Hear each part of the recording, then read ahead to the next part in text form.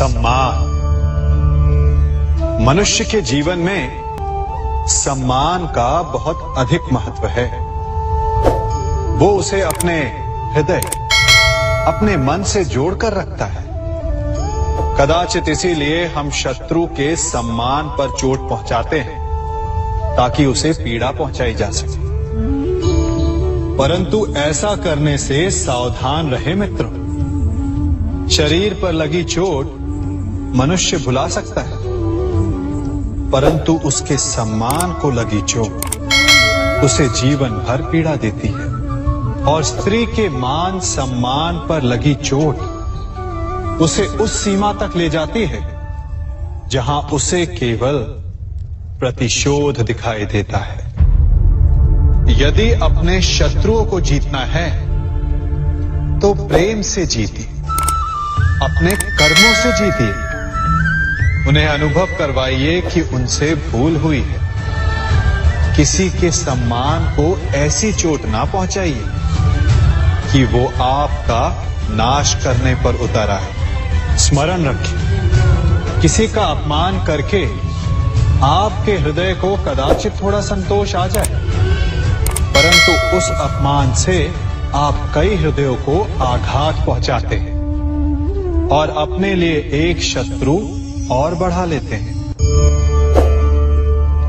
हम सब शीघ्र ही सफलता चाहते हैं, ढेर सारी संपत्ति और सुख चाहते हैं, और ऐसे में कई बार हम छोटे मार्गों का चयन कर लेते हैं।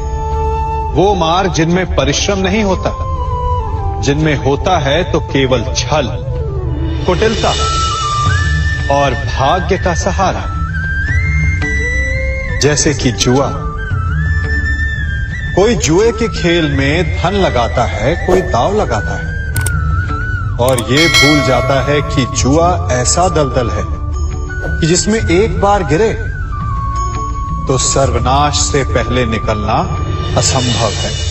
यदि आप जीते तो और जीतने की भूख बढ़ जाएगी, और यदि आप कुछ हार बैठे तो उसे पुनः पाने के लिए आप फिर से खेलेंगे। मनुष्य को ये आभास ही नहीं होता कि अपनी संपत्ति के साथ साथ वो अपनी मानवता, अपने संस्कार, अपना धर्म और अपना उत्तरदायित्व सभी जुए की भेंट चढ़ा देता है। इसलिए कुछ पाना है तो परिश्रम से पाओ। यदि कुछ जुए में जीता तो वो उतना शीघ्र ही खो दोगे, चूंकि उसे परिश्रम से पाया नहीं गया है, और उसकी रक्षा करने के लिए आपके मन में स्वाभाविक प्रयास भी नहीं होंगे। क्षमा बढ़न को चाहिए, छुट्टन को उत्पाद। क्षमा इस संसार में शांति का, सुख का मूल आधार है। क्षमा आपके मन से प्रतिशोध और शत्रुता जैसे भावों को समाप्त करती है। परंतु क्या हर स्थान पर क्षमा आवश्यक है? क्या प्रत्येक का अपराध क्षमा करने के योग्य होता है? नहीं। कभी कभी उसे क्षमा करके हम उस व्यक्ति को और बड़ा अपराध करने की प्रेरणा देते हैं, और ऐसा ही अपराध है स्त्री का मान भंग करना, जिसमें क्षमा की कोई अवस्था नहीं। यदि सिंह भूल से गाय के बछड़े का अखेट कर ले तो उसे क्षमा किया जा सकता है, परंतु यदि वो नरभक्षी हो जाए तो उसके केवल दो स्थल होते हैं, या तो पिंजरा या फिर मृत्यु की गोद। कुछ परिस्थितियों में क्षमा के स्थान पर दंड देना आवश्यक होता है, चूंकि ये दंड का भय ही है जो लोगों को वो अपराध करने से रोकता है। संसार में सबसे बड़ा क्या है? अभिमान और बाहुबल, या विश्वास और आस्था? निश्चित रूप से बाहुबल के महत्व को नकारा नहीं जा सकता। मनुष्य अपने बाहुबल से पर्वत को मैदान बना सकता है, सागर सुखा सकता है, मरुस्थल में नदियां बहा सकता है, परंतु बाहुबल को सहारा होता है विश्वास का। यदि मन में विश्वास ना हो तो बाहुबल किसी काम का नहीं। वो कौन सा बल है कि मोर आकाश की ओर ताकते हैं? वो विश्वास ही तो है जिसके कारण वर्षा होती है और दोनों की प्यास बुझती है। परंतु जब पाप के बाहुबल का सामना धर्म के विश्वास से होता है तो बाहुबल हार जाता है और जीतता है विश्वास। विजय होती है आस्था की। यदि आप सत्य के मार्ग पर चल रहे हैं और आप अपने इष्ट में आस्था रखते हैं तो किसी भी पापी का बल आपका कुछ नहीं बिगाड़ सकता। कभी सोचा है हमारा जीवन भी उस रेत की घड़ी की भांति है? जो रेत नीचे गिर चुकी है वो हमारा अतीत है, जो अब भी ऊपर है वो हमारा आने वाला भविष्य है, और वर्तमान ये संकुचित स्थल है जहां से धीरे धीरे करके रेत गिर रही है।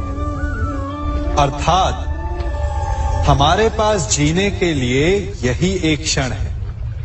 उसका उपयोग कैसे करना है ये हम पर निर्भर करता है। जो बीत गया उसका दुख मनाना है या जो भविष्य में होने वाला है उसकी प्रतीक्षा में क्रोध करना है। सब कुछ करने के लिए यही एक क्षण है। प्रसन्न रहना है तो उसके लिए भी यही एक पल है। प्रतीक्षा करते रहोगे तो ये पल भी भूतकाल में बदल जाएगा। इसलिए आनंद के लिए, परोपकार के लिए प्रतीक्षा ना कीजिए। आपके पास जो पल है उनका भरपूर सदुपयोग कीजिए, क्योंकि इस घड़ी को पलटकर आप फिर से समय अवश्य गिन सकते हैं, परंतु अपना बीता हुआ समय आप वापस नहीं लौटा पाएंगे।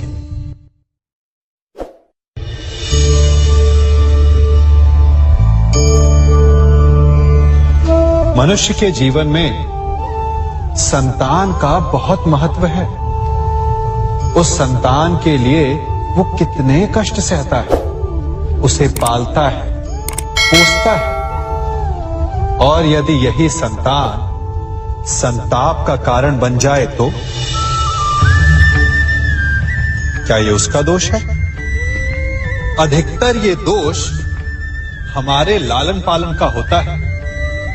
बचपन में बालक के हठ को मानकर हमें आनंद की अनुभूति अवश्य होती है, परंतु धीरे धीरे अपने बालक के हठ को मानकर उसके हठ के दास हो जाते हैं।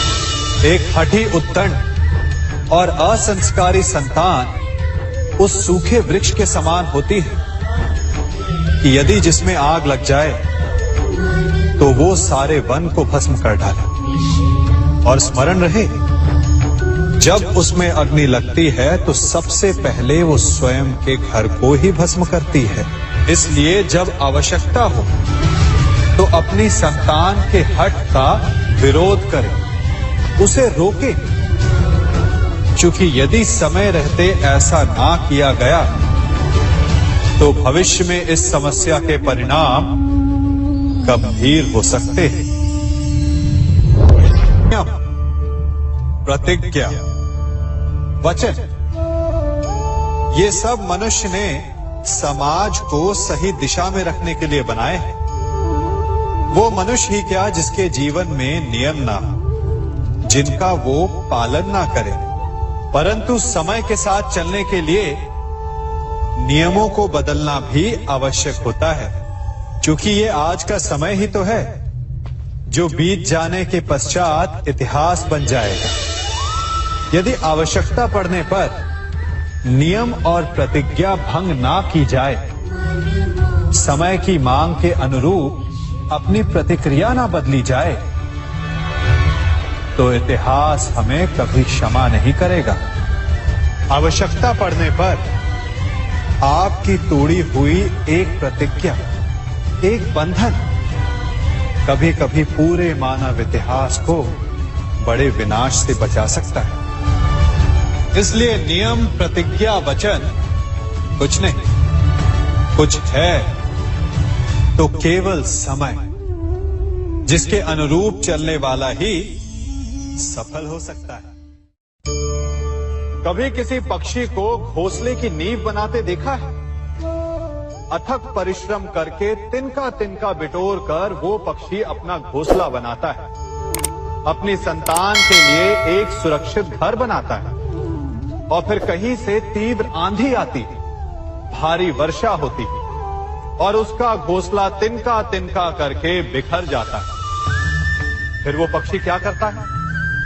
वो रोता नहीं, ना ही विलाप करता है। वो बिना विलंब करे फिर से अपना घोंसला बनाना प्रारंभ कर देता है और सफलता पाता है।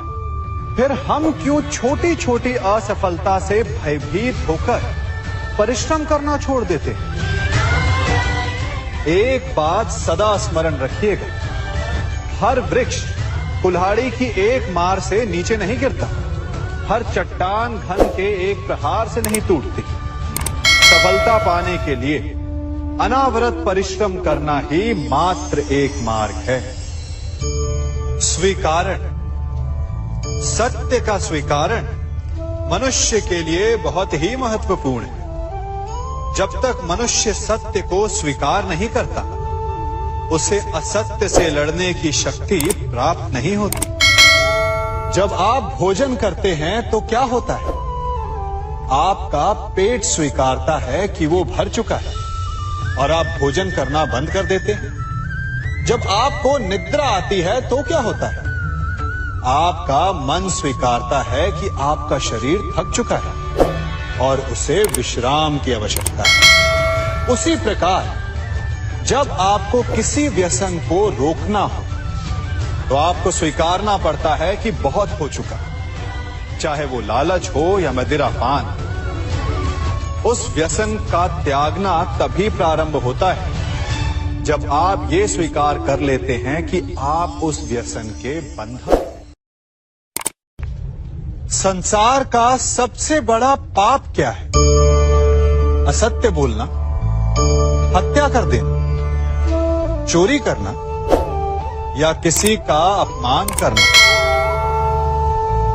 संसार का सबसे बड़ा पाप है किसी निर्बल को सताना, और संसार का सबसे बड़ा दंड भी उस निर्बल के मुख से निकली हाय है।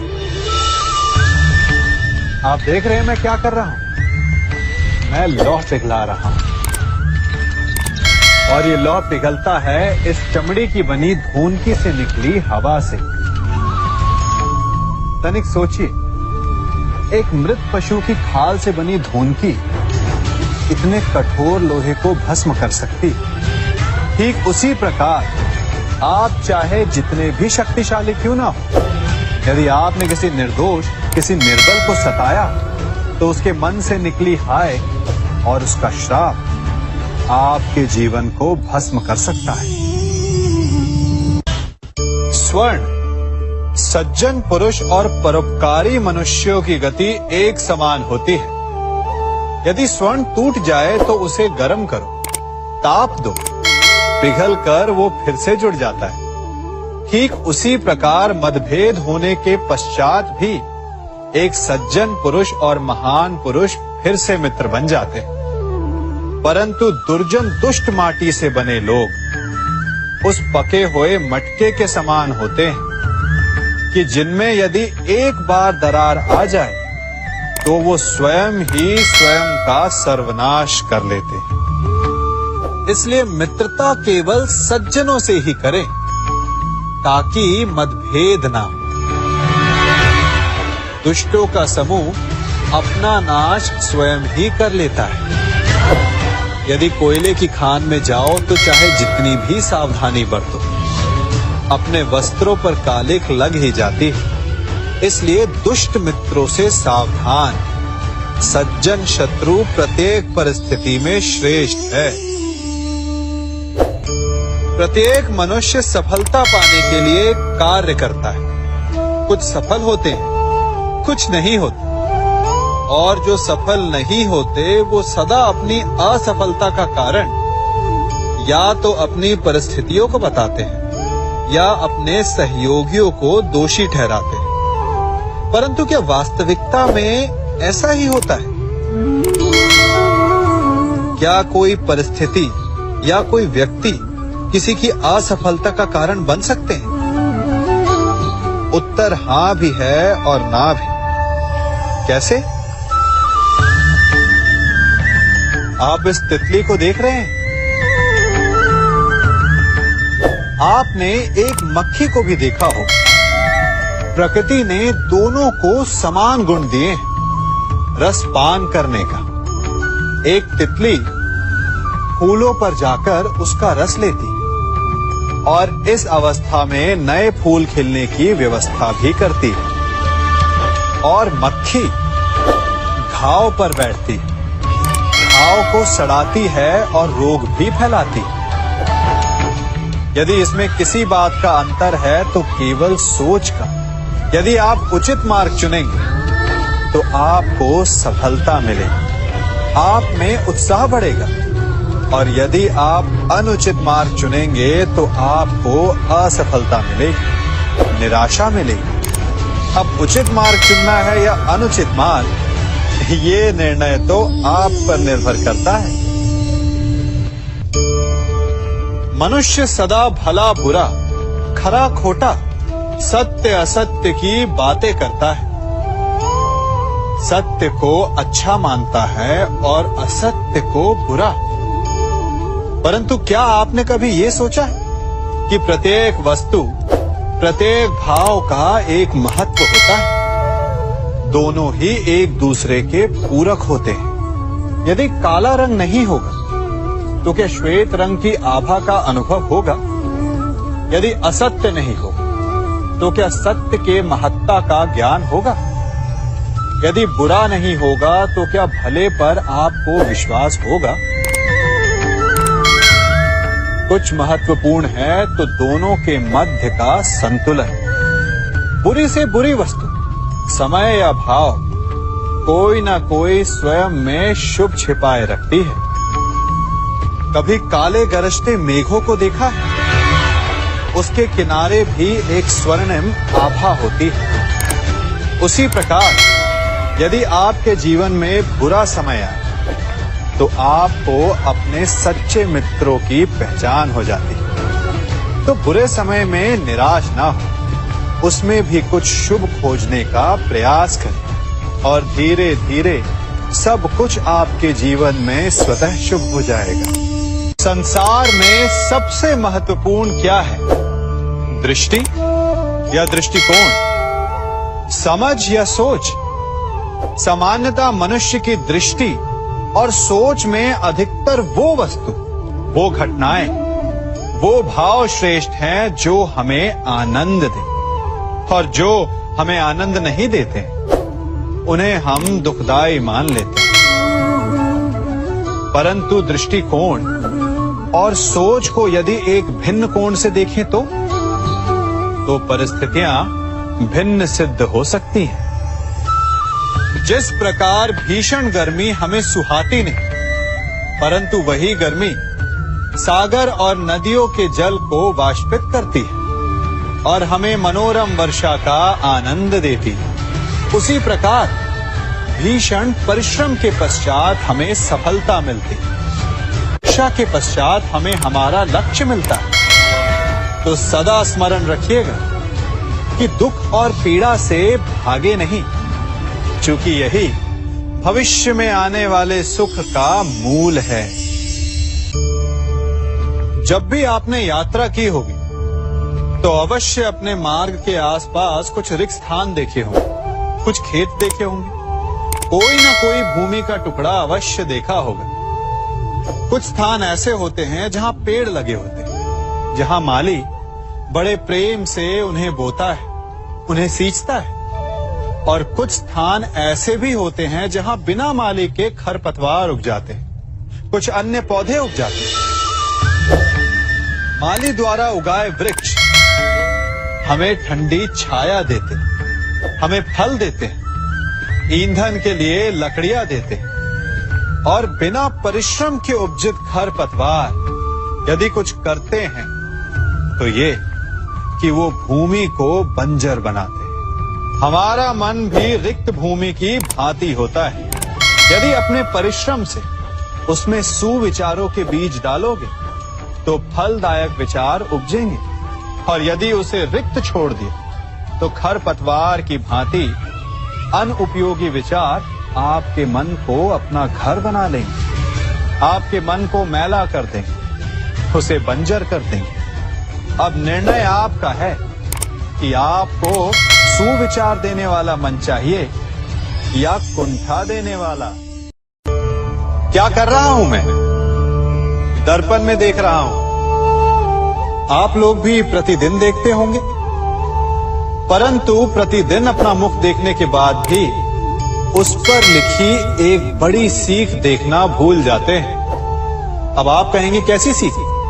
तो जाइए एक बार फिर से दर्पण के सामने जाइए और मुख खोलकर देखिए, क्या दिखेगा? दंत पंक्ति और जीभा, है ना? अब विचार कीजिए, दंत जन्म के पश्चात आते, एक नहीं 2 बार आते, परंतु मृत्यु से पूर्व नष्ट हो जाते हैं। और जीभा जन्म पहले से होती है, परंतु मनुष्य के मृत्यु के पश्चात भी उसके अस्तित्व में रहती है ना? आश्चर्य की बात। दंत कठोर होते हैं, जीभा कोमल, परंतु फिर भी दंत नष्ट हो जाते हैं, जीभा नहीं होती। यही रहस्य है कि हठी और कठोर लोग शीघ्र नष्ट होते हैं और कोमल लचीले आवश्यकता के अनुसार स्वयं में परिवर्तन ला सकने में सक्षम लोगों का ही अस्तित्व रहता है।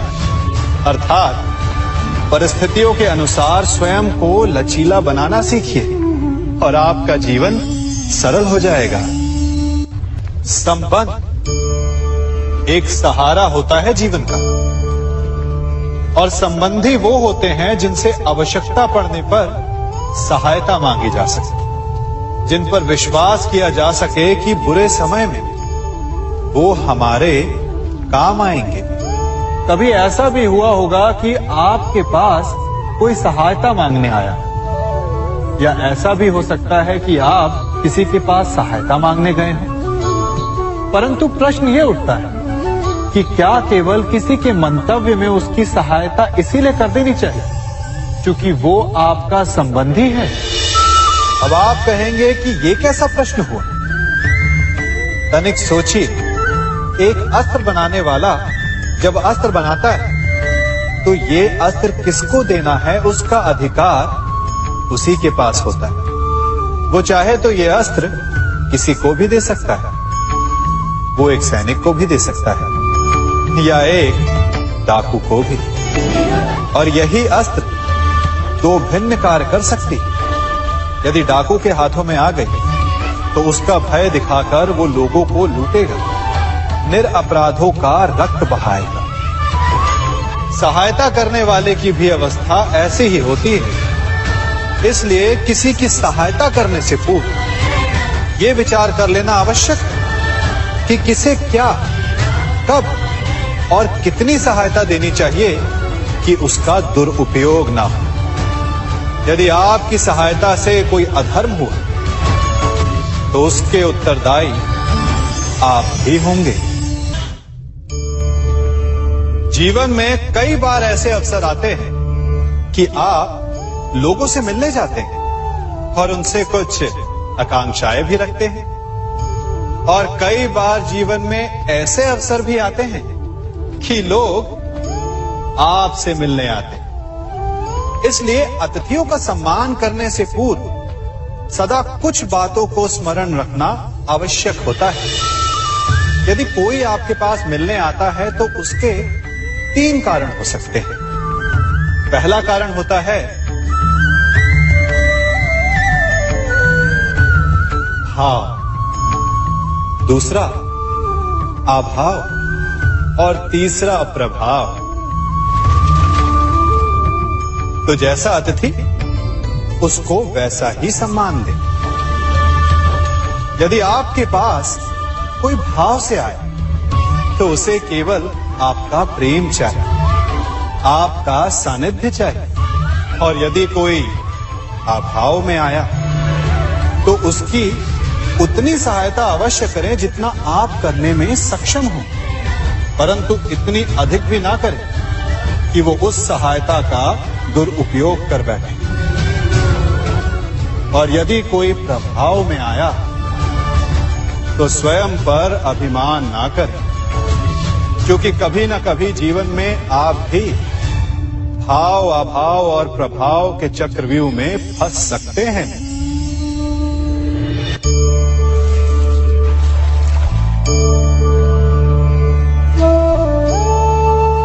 यदि जल को मुट्ठी में कसकर बांधें तो जल कैसे अपना मार्ग बनाकर निकल जाता है? इसी धारा की भांति यही अवस्था हमारे अपनों के साथ भी होती है। अधिकतर हम जिनसे प्रेम करते हैं, हम सदा उन्हें अपने समीप रखना चाहते हैं, स्वयं से दूर नहीं होने देना चाहते। चिंता करते हैं, भय खाते हैं कि कहीं उनके साथ या उनसे कुछ बुरा घटित ना हो जाए। और ऐसे में हमारे अपने ही हमसे दूर हो जाते हैं, ठीक मुट्ठी में बंधे जल की भांति।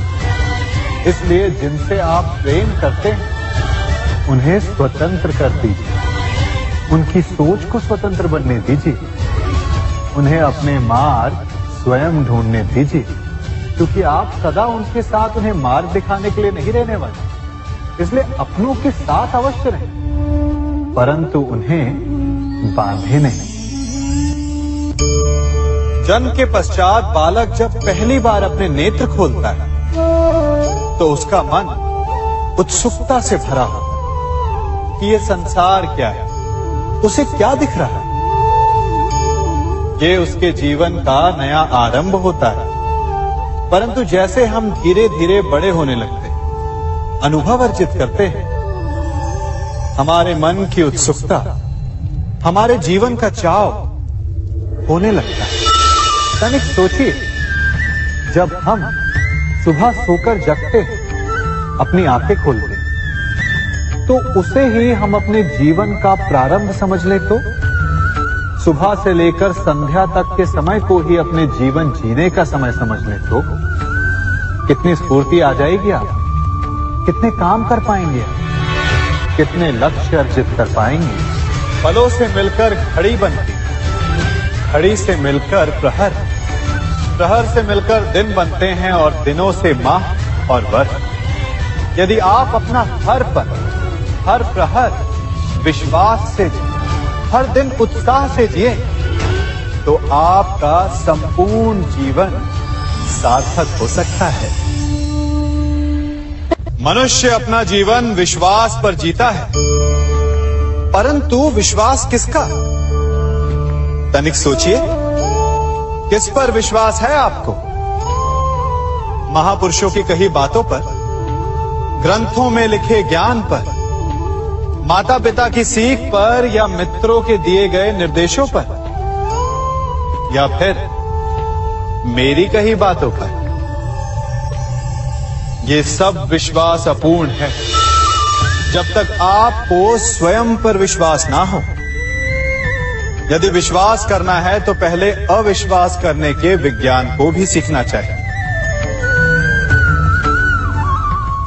आप किसी की बातों पर विश्वास न करें, आप अपने मन से पूछें, अपनी अंतर आत्मा से प्रश्न करें, और जो उत्तर मिलेगा वही सबसे उचित होगा।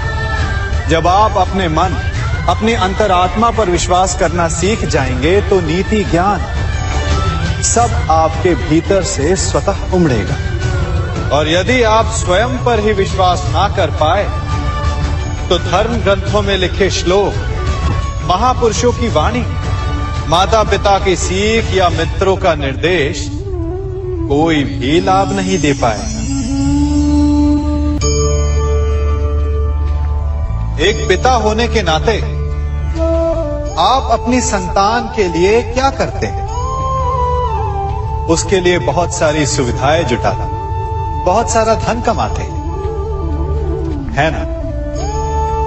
और क्या आपको ऐसा लगता है कि यही उचित है आपकी संतान के लिए? इस पंछी को देख रहे हैं, ये भी संतान को जन्म देता है, उन्हें पालता है, पोसता है, उड़ना सिखाता है और भोजन का प्रबंध भी करना सिखाता है। परंतु उनके बड़े हो जाने के बाद उनके लिए अलग से घोंसला नहीं बनाता। क्यों? क्योंकि यदि इसने संतान को सब कुछ करके दे दिया तो संतान क्या करेगी? वो अपनी संतान को तब तक भोजन कराता है जब तक उसकी संतान स्वयं भोजन का प्रबंध करने में सक्षम नहीं हो जाती। और उसका लाभ ये मिलता है कि उसी की भांति उसकी संतान आत्मनिर्भर बनती है। इसलिए अपनी संतान को उतनी ही सुविधाएं दें जितनी आवश्यक है। मोह को त्यागे। आपका उनसे मोह उन्हें कभी आत्मनिर्भर नहीं बनने देगा। अपनी संतान को कर्म करना सिखाइए। यदि आपकी संतान कर्म करना सीख गई तो वो धन स्वयं कमा लेगी। और यदि वो आलसी, अकर्मण्य बन बैठे तो आपके संचित धन का भी नाश कर देगी। संसार में सबसे बड़ा संबंध कौन सा है? अब आप पूछेंगे कि ये कैसा प्रश्न हुआ? इसका उत्तर तो बड़ा सरल है, यही ना? परंतु इस प्रश्न के भी कई उत्तर हैं। कोई कहेगा माता और पुत्र का संबंध, तो कोई कहेगा पिता पुत्री का संबंध, तो कोई पति पत्नी का, और तो कोई भक्त और भगवान का संबंध। परंतु तनिक गहराई से देखेंगे तो पाएंगे कि ये सारे संबंध या तो जन्म से जुड़े होते हैं, या समाज में बना दिए जाते हैं, या फिर किसी आकांक्षा के चलते बनते हैं। तो सबसे बड़ा संबंध कौन सा होता है? उलझ गए ना? सबसे बड़ा संबंध होता है मित्रता का, क्योंकि मित्र हम स्वयं चुनते हैं, जिसमें ना कोई आकांक्षा होती है, ना ही कोई स्वार्थ छिपा होता है। यदि कुछ होता है तो केवल साथ का आनंद। अपने बीते दिनों को स्मरण कीजिए। जब आप घर से बाहर निकलते होंगे तो सबसे पहले किसका स्मरण होता था? मित्र का। परंतु जैसे जैसे मनुष्य बड़ा होता जाता है, सफल होता जाता है, मित्र छूटते जाते हैं और फिर वो अपनी आय, अपने जीवन के स्तर के अनुसार मित्रता करने लगता है।